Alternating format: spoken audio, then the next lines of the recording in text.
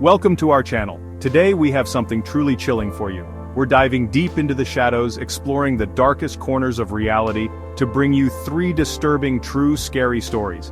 These aren't your average campfire tales, these are accounts of real events, shrouded in mystery and soaked in fear that will keep you up at night. Make sure to like, subscribe, and hit the bell icon for more spine-tingling content.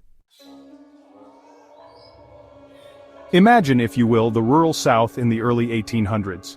Rolling hills, whispering willow trees, and a sense of isolation that hangs heavy in the air. It was here, in Adams, Tennessee, that John Bell and his family encountered a force so malevolent, so terrifying that it would forever be known as the Bell Witch. It began subtly, as many hauntings do, strange sounds in the night, footsteps creaking on the stairs when no one was around. The family dismissed it at first, attributing it to the sounds of the old house settling, but then, the activity escalated. Objects began to move on their own. Doors slammed shut with unseen force. The children's whispers turned to screams as they were pinched, scratched, and even slapped by an unseen entity. The entity, it seemed, had a particular interest in John Bell himself. It taunted him relentlessly, whispering threats in his ear, even physically assaulting him on occasion. The entity, identifying itself as the Bell Witch, claimed to be the spirit of a woman named Kate Batts, a disgruntled neighbor who believed John had cheated her in a land deal. Whether it was truly the vengeful spirit of Kate Batts or something far more sinister, the entity's reign of terror continued for years. The Bell Witch became a local legend, drawing curious onlookers and paranormal investigators to the homestead. Even Andrew Jackson, the future president of the United States, is said to have visited the Bell farm, only to be driven away by the witch's terrifying power. John Bell, once a robust and healthy man, was slowly withered away by the relentless torment.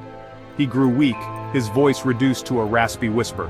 In 1820, John Bell died under mysterious circumstances. Many believe he was poisoned, and the Bell Witch, true to its wicked nature, is said to have gloated over his deathbed. Even after John Bell's demise, the torment continued for a time. The Bell Witch continued to plague the family, though its activity lessened.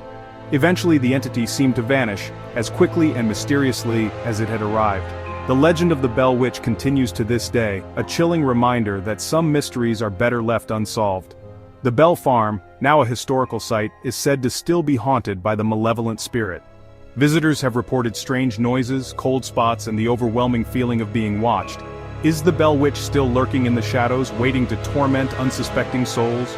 Or is it merely a legend passed down through generations, a cautionary tale whispered around campfires? The truth, as with most things paranormal, remains shrouded in mystery. Picture this: the desolate, snow-covered slopes of the Ural Mountains in Russia. The year is 1959, and a group of 9 experienced hikers led by Igor Dyatlov are embarking on a challenging expedition. They are young, full of life, and eager to conquer the unforgiving terrain. None of them could have known that they were walking into one of history's most baffling and terrifying unsolved mysteries. The group, consisting of 8 men and 2 women, were all students or graduates of the Ural Polytechnical Institute. They were experienced skiers and hikers, well equipped for the challenging conditions. They set off on their journey with high spirits, documenting their adventure with cameras and journals. But their journey would take a sinister turn, leaving behind a trail of unanswered questions and chilling speculation. Days turned into weeks, and the hikers failed to arrive at their designated endpoint. Rescue teams were dispatched to scour the unforgiving landscape for any sign of the missing group. What they found weeks later would send shockwaves through the Soviet Union and beyond. The hikers' tent was discovered on the slopes of Kholat Syakhl, known as Dead Mountain in the local Mansi language. The tent was ripped open from the inside, as if the occupants had fled in terror. Footprints in the snow, some barefoot, some wearing only socks, led away from the tent, disappearing into the darkness. The first few bodies were found a short distance from the tent, clad only in their underwear. The bodies showed signs of hypothermia, but some also had strange, unexplained injuries. One victim had a fractured skull, another a crushed chest, and others had internal injuries, all without any external signs of trauma. As the search continued, the remaining bodies were found buried under several feet of snow in a ravine further down the mountain. These bodies showed even more bizarre injuries. One victim had a missing tongue, another missing eyes. Some of the clothing worn by the victims was found to be radioactive. Soviet authorities investigated the incident, but their findings were inconclusive. They ruled out foul play, attributing the deaths to a compelling natural force. This vague explanation did little to quell the growing speculation and conspiracy theories surrounding the incident. What could have caused these 9 experienced hikers to flee their tent in the dead of night, poorly clothed and without their shoes? What caused the strange injuries, the missing body parts, the radioactivity? Theories abound, ranging from avalanches and infrasound-induced panic to military experiments and even encounters with something paranormal. The Dyatlov Pass incident, as it came to be known, remains one of the most enduring mysteries of the 20th century.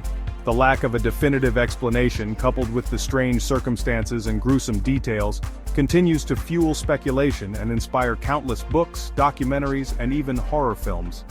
The tragedy serves as a chilling reminder of the unforgiving power of nature and the mysteries that still lurk in the shadows of our world. The spirits of the Dyatlov Pass hikers, forever frozen in time on that desolate mountain, continue to haunt our collective imagination, a testament to the enduring power of the unknown.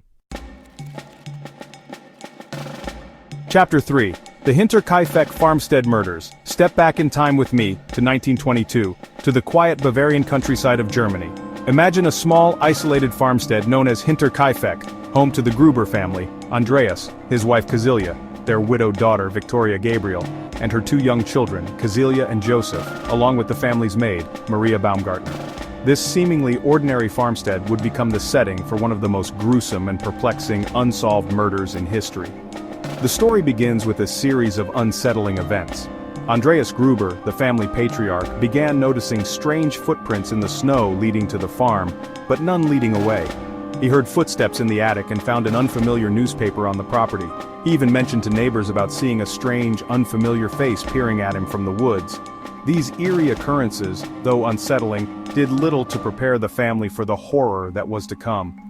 On the evening of March 31st, 1922, something sinister descended upon Hinterkaifeck. One by one, the family members were lured into the barn and brutally murdered with a mattock, a farm tool similar to a pickaxe.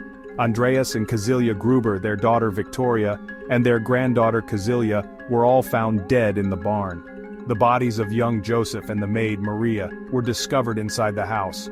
The scene that greeted the authorities was nothing short of horrific. The victims had been killed with brutal efficiency, their bodies left where they fell. The killer had remained at the farm for several days following the murders, feeding the cattle, eating food from the pantry, and even winding the clock. The investigation into the Hinterkaifeck murders was extensive but ultimately fruitless. Despite questioning over 100 suspects, no arrests were ever made.